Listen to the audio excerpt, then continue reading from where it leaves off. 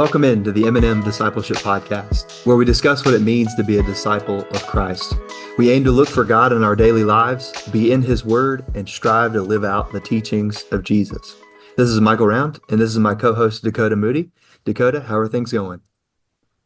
Yeah, things are good on this week. It's a nice, cool autumn day outside. We don't really use the word autumn here, but I like the word autumn. So it is a nice, cool autumn day down here in South Carolina. It's been kind of a wonderful weather week for me in general, I feel like. So I'm just, yeah, a lot of great things happening right now. A lot of great weather, a lot of good things. So I'm doing very well. How about yourself, Michael? How are you doing this morning? Doing good. I mean, it's hard to believe Thanksgiving is just a matter of weeks away, 2 weeks from tomorrow. So this podcast we dropped on the 14th, and so it's 2 weeks from today when you're listening to this, when Thanksgiving is. So I hope you have your preparations in order. That's right. That's right. I'm glad you brought up Thanksgiving, Michael, because a lot of you people want to overlook the holiday of the bird, which is, in my humble opinion, the best holiday all year, and you want to forsake it for the holiday of the fat man, and that, in my opinion, is sad because No, Thanksgiving see, needs its dues. Needs its dues. I have no issue with Thanksgiving. I love it. Thanksgiving week is one of my favorite weeks of the year. My family gets together, all of us, and it's one of the few times we do that in a year, get all of us together. So it's one of my favorite weeks of the year. But it's in the middle of Christmas season. And since we get together as a family, we actually call it Thanksmas because we celebrate Christmas together. We exchange our gifts then. So yes, I know you're happy to hear that. Well, listen, I think that is what there's two things that you just said there. And one of them I don't have an issue with, the other one I do. The thing that I don't have an issue with is, okay, if you're a family, understand, you've got a family that has to come together, they all come together and you celebrate the dual holidays, that way you don't have to do it all over again a month later, right? Like that I have no issue with. What I have an issue with is you just said Thanksgiving is in the middle of Christmas season. Mm, I have a real mm. issue with that because I believe that to be a falsehood created by you Christmas people that Yeah, see, that you make November part of the Christmas season. It was 70 degrees here yesterday. It is not Christmas season but see, when you live in it's South 70 Carolina. It's degrees 70 outside. degrees on Christmas Day Okay, well, sometimes. first off, that's a problem.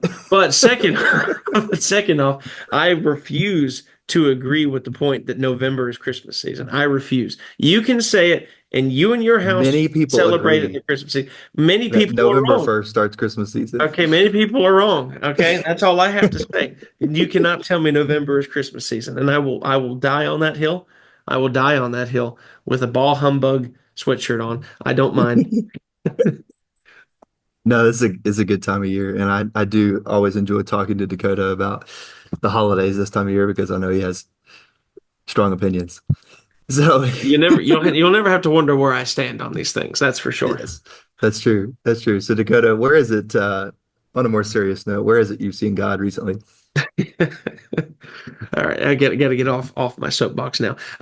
So yes, so as far as where I've seen God this week, we had on Sunday morning we had a bumpy ride with our audio visual stuff with church because we've got about three people who are highly trained to run the tech booth, and one was out of town and two were sick, and so it was up to me and another one of our young adult men in the congregation to kind of run the show back there. And we were kind of learning on the job. So it was a little bit of a bumpy ride. But where I Hmm. saw God in it was the grace that people gave to us because the slides weren't always as crisply transitioned as they could have been. It took us probably about 10 extra minutes to even get services started as we were importing songs. That took us a little bit longer to get all that stuff into the proper places and everything to get that done. We didn't actually end up having any audio for the live stream, so that ended up kind of being moot point. But there was a lot of grace. There was not people who were upset. There was not people who were mad or disappointed because of at least in the church building about how things went because they were very gracious. They understood, hey, we're trying to do this. We're trying to do our best. We're trying to get this to work, even though it's under a little bit stressful circumstances. But we're making it work, And Mm. there was a lot of grace, and that's where I saw God this week, is in the grace that people had. A lot of people, we were just able to have fun with it, and people, joked and laughed a little bit, and it all ended up working out, because I still feel like at the end of the day, God was praised, God was worshipped, at in our congregation, even with all the visual audio stuff that went awry, and people were still had that gracious heart, willing to give themselves fully in worship. Well, that's good. And two, like sometimes we forget, how it, 5 years ago, 10 years ago, that wasn't even something we thought of. No, it was not. Many churches learned how to do live streaming during COVID. Yes. Uh, but I know many did it before, but still, sometimes we lose sight of in all of our digital relationships, the Mhm. importance of just what it's like in the room. Yep, that's right. Well, I'm glad that the people handled that well, Yep. and that is a beautiful thing. It was indeed. It was indeed. Michael, where have you seen God this week? So, had another baptism this weekend, which is Praise God. wonderful. Mm. And it was another example of God working on someone's heart and Mm. circumstances happening, but God working in a time where you might look at it, someone might look at it and say he's not there, he's not doing anything, but he is, and he was. And so Mm. that's where I've seen him. And it's actually what I'm talking about Sunday. We've been going through Isaiah at Westwood, and the chapter in Isaiah is God essentially saying, look to me Mm. where you came from. I brought Abraham and Sarah when they had no children. I brought them along in a time where even Abraham, was struggling because it took so long for God's will to be done. So he's there, and Mm. he's not going to give up on us. He's going to be faithful. And so that's where I've seen God, and it was a very encouraging thing. It's fantastic. Yeah, we were talking a little bit before the podcast, Michael. Your congregation have experienced so many baptisms, and since the time you've been there, I think you said about 30 baptisms in the time that you've been there, and I wonder how many congregations across the brotherhood can say that. Mm, There's a lot of great things going on at your congregation, and I'm glad to hear, even in with dark circumstances kind of that have happened, that there's a focus. On the deep spiritual things, and more and more people willing to give their lives to Christ. absolutely. Yeah, you're exactly right. It's And, fantastic. we're thinking that how beautiful that is. And we're going to juxtapose that with how ugly the book of Judges Yeah. ends. Yeah. So if you've been following along, we've been going through the book of Judges, and we talked about Samuel or Samson last week and how he just killed a lot of Philistines in his last act before he died. But after Samson, he's the last major judge that's talked about. There's a lot of really dark circumstances and dark events, and the word that comes to my mind is depravity. And the book of Judges closes with a verse. Dakota, would you read that? Judges 21:25. Yeah, absolutely. And it says, in those days, there was no king in Israel. Everyone did what was right in his own eyes. Mm. When you hear that, Dakota, and you think about those events of the back half of Judges, what are your thoughts? Well, I think there's not a better phrase to sum it up. Um, because I think really you could say that is what is going on throughout the entirety of the book, right? Why was there continuously judges that needed to be raised up? Well, it was because the people kept doing what was right in their own eyes, and because of that, they kept falling under oppression by other kingdoms, because God wanted them to focus on the most important things, and which is him, the most important thing, which is him, even though they kept wanting to give themselves over to depravity and idolatry. And so God continues to try to teach them this lesson, and they would cry out after the oppression. He would raise up a judge. Things would be going well. Then they would go back to doing things that were right in their own eyes, and they would continue the cycle over and over again. And I know anyone who's really studied the judges can see the cycle. But then, I mean, after he raises judge after judge after judge, things don't seem to be any better. And in fact, once you kind of read towards the back end of the book, I mean, we don't really know what has happened throughout the rest of the history of Judges, but there is a couple stories, and we're not going to really talk about them, because maybe there's some children listening to this, that happened towards the back end of Judges. I invite you guys as the readers, if you don't know exactly what we're talking about, to go and read some of those stories, and you'll realize the total well, I shouldn't say total depravity. That's kind of a loaded word. But the depravity that is represented here in Israel, like what is being seen by the people there and done, I should say more importantly by the people there that you can see. And there's no doubt that people were doing what was right in their own eyes, and there's no question that what was right in their own eyes was deplorable. Yeah. Yeah. Well, and two, like I think about how this can apply to Mm, today. Um, if you don't believe in God and if you wander away from a God-centered worldview, then there's really nothing you won't do. Or, in a lot of circumstances. And that's where we come up with some of the crazier stories in our news media, some of the things that people would like to do, and people that are pushing the boundaries.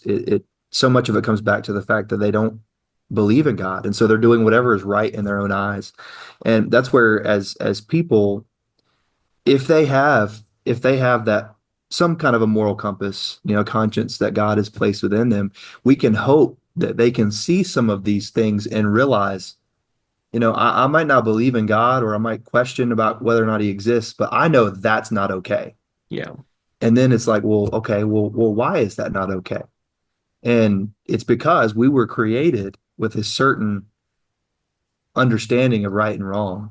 Yeah. And we need that taught and refined in the scriptures by God, Yeah. but we have some sense of morality.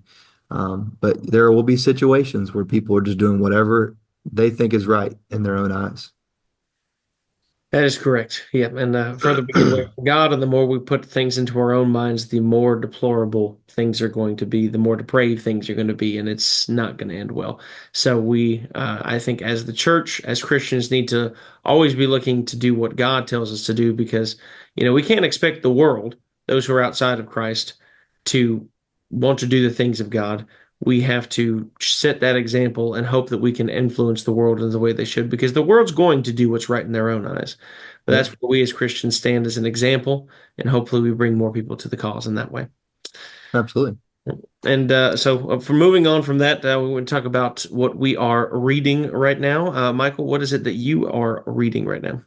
Because I know what you're reading, I think we should actually talk about yours first, Ooh, because okay. I think it might more directly apply to what we just talked about. Okay, Um, a more natural transition. Well, certainly, I would agree with that in certain ways. Another book that I'm not reading right now that I think could really apply to that is Mere Christianity. By the way, where C.S. Lewis talks in depth about how he believes where our natural sense of right and wrong come from, and that being God. But that's a whole separate discussion for another time. Um, but what I am currently reading right now is I'm reading Counterfeit Gods by Mr. Timothy Keller, otherwise known as Tim Keller, formerly. He ministered there in New York City and did a lot of great work there. And he is one of me and Michael's favorite authors. He was one of our favorite authors before he tragically passed this last year after a long battle with cancer. But he has some of our favorite books I know that we've ever read, we've ever talked about. And Michael read this book before, and so that's why he knows the content of this book. And I literally only have it on my shelf out of Michael's recommendation. But in the first chapter, um, Tim Keller takes this very interesting view of the story of Abraham and Isaac. We've all heard the story of Abraham and Isaac. We've all been taught that if you've grown up in church or you've spent enough time in church, you're familiar with this story. It's a complicated story. It's an interesting story um, of God, of course, finally giving Abraham the promised son, which is Isaac, that he waited 100 years in order for him to have. And then God, of course, asked Abraham to sacrifice Isaac, which seems like quite a request for God to make at this point. And I know throughout my life, I've always heard it told it was a sign of Abraham's faith, of his obedience in this way, that for him to do this. But an interesting way that Tim Keller phrases this is he puts it in context for um, idolatry and fighting against idolatry. And the idolatry, especially that he's specifically focusing on, is not another god, but that Abraham finally has this son, this firstborn son, and what that means to people in that day and age, um, to have this firstborn son that he's been waiting 100 years for, and he has him. And Abraham could, in this moment, put everything into this son, all his attention, all of his care, all of his focus. And in doing so, he can forsake the most important thing, which is God. And so God asked Abraham to sacrifice his son, Isaac. And this is a big moment because God has given Mm, Abraham what he so desperately desires, what he has desired more than anything else, a son, a firstborn son, a true-born son of his true wife. And Abraham at this point can say, "Okay, God, I hear you, and I believe you, and you've given me the son, and that's great. And because you've given me the son, I'm not going to do what you ask because I'm going to prioritize the thing that you gave me, that I have desired so much, because I feel that is the best thing in my own eyes, and keep him safe and not do what you request." But instead, what Abraham does is says, Isaac means everything to me, but I'm willing to give up everything for you mm, because you are truly my everything. In the moment when he is willing to make that sacrifice. Now, of course, we understand, we know how the story ends. He doesn't actually end up sacrificing Isaac. There ends up being a substitution, which is a ram at this point. But something that I think we can all kind of think about in our lives is, what is a thing that we can idolize, that we can make our idol? What is something that would be so hard, so difficult for us to give up, that if God called us to give it up, it would take everything within us to give that up? And would we be willing to do it? Because Abraham showed his willingness to do it, to not do things that are just right in his own eyes, but to take God's will and do it and be able and willing to give up the thing that meant so much to him. Is there something in our lives that is like that for us? And would we, like Abraham, be willing to do that? mm. No, that is really a unique perspective on that. And I think I was first introduced to it. A.W. Tozer writes the same thing in The Pursuit of God. Mm, Uh,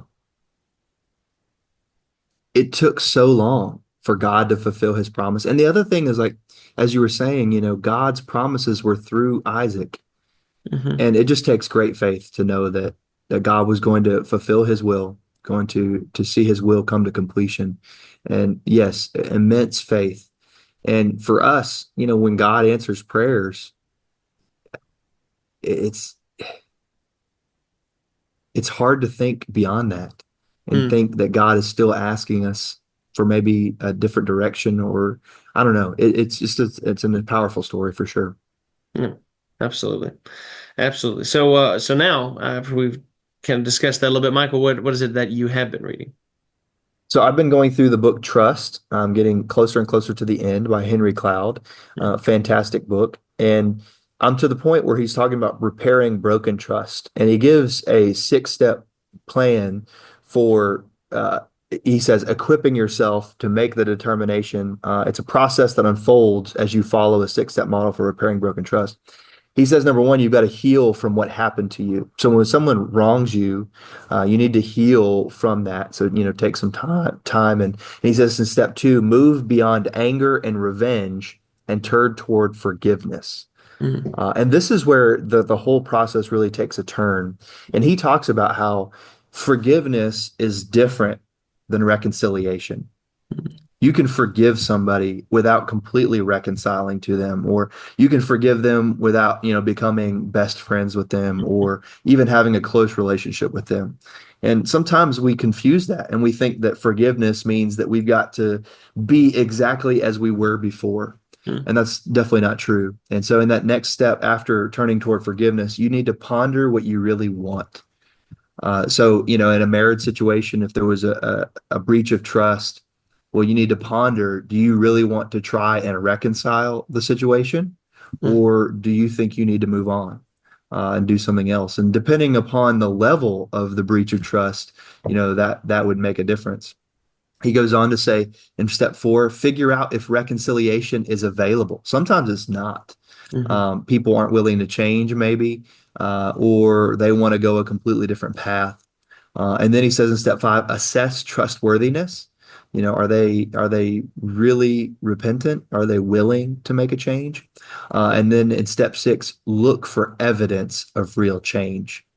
And he talks about, I think he uses those words on purpose. It isn't just someone saying, I will change, I will be different, I won't ever do that again.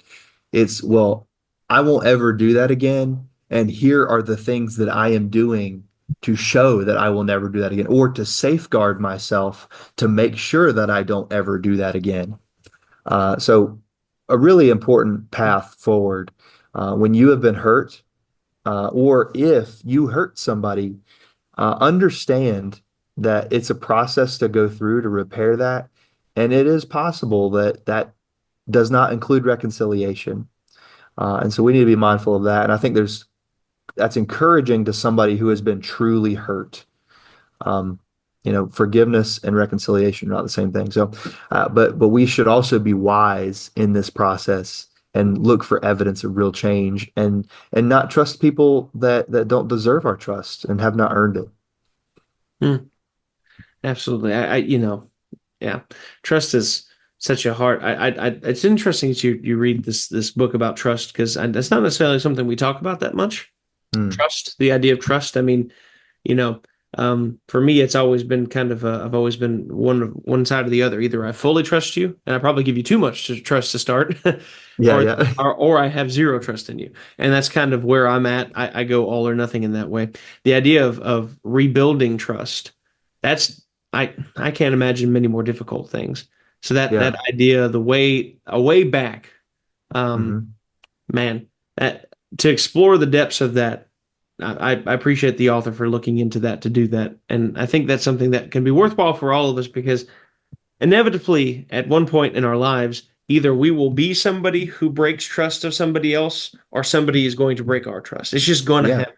Um, and to be able to figure out how to deal with that, especially I think for us in the church is key because here's the thing, a lot of times when we think about people whose trust we may break or may break our trust, it's going to be people in the church.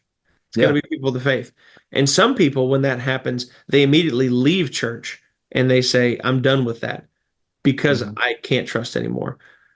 To be able to think about how we can rebuild trust in either way, either for us, somebody else, or for somebody else to us, especially as it regards the church, I think is something that's worthwhile for every Christian to consider and to think about. So I appreciate you bringing that forward, Michael, because I think that that's something, again, we don't really talk about that much.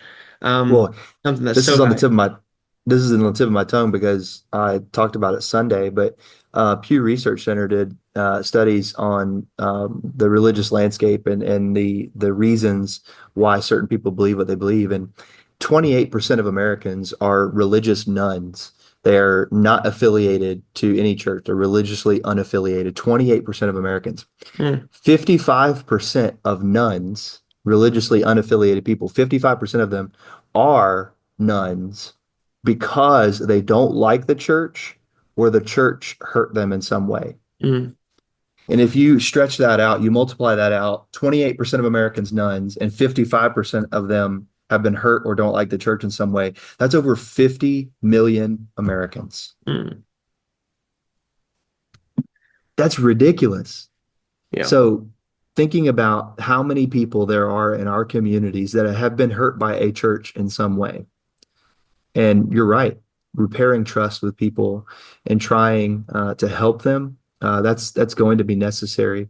And I think it part of the responsibility falls on us Yeah. to show evidence of change and to show ourselves trustworthy. Because in reading this book, I've realized that trust is the glue to most everything we do, and we have to have it, and we need to be doing things to build trust in the people that are close to us and the people that we might come in contact with in the community. Mm, absolutely. No, I mean, yeah, we talk about how this matters as it regards the church context, but also how we deal with those who have already been hurt by the church. Hmm. Yeah, some interesting things to deal with in this way, but I think very important things. So again, I appreciate you bringing that up and talking about that. I think that's a very valuable book that you're reading right now, and I appreciate you sharing that. Michael, before we close out here today, anything else that you would like to discuss? No, I don't think so. We just appreciate everybody listening. Yeah. Absolutely. Well, and on that note, we want to thank you all for joining us on the M&M Discipleship Podcast. Until next time, let's look for God in our daily lives, learn from His Word, and live out His teachings. Bye for now.